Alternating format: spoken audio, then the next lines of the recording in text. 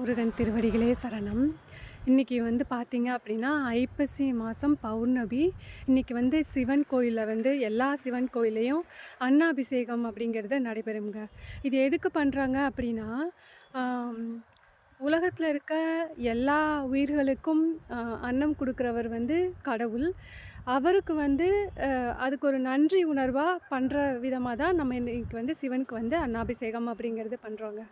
இது வந்து எப்படின்னா, பச்சரிசி இருக்குல்ல, அந்த அரிசியில் வடித்த சாதத்தை வச்சு தான் இந்த அன்னாபிஷேகம் அப்படிங்கிறது பண்ணுவாங்க.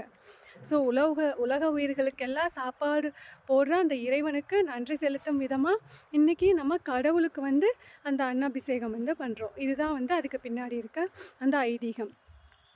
உங்களுக்கு பக்கத்தில் இருக்க சிவன் கோயிலுக்கு நீங்கள் போய் நீங்கள் அந்த சிவனுக்கு அன்னாபிஷேகம் நடைபெறும்போது நீங்கள் பார்த்தீங்க அப்படின்னா, நம்ம தலைமுறைக்கே வந்து அன்னத்துக்கு குறைவு இருக்காது அப்படிங்கிறது ஒரு ஐதீகம். ஓகேங்களா?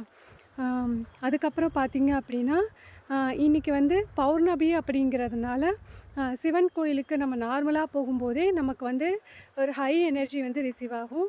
அதுவும் அந்த அன்னாபிஷேகம் நடைபெறும்போது இன்னும் நம்ம போய் பார்த்தோம் அப்படின்னா, இன்னும் கொஞ்சம் அதிக எனர்ஜி வந்து நம்ம ரிசீவ் பண்ணிட்டு வரலாம். குருவே சரணம்.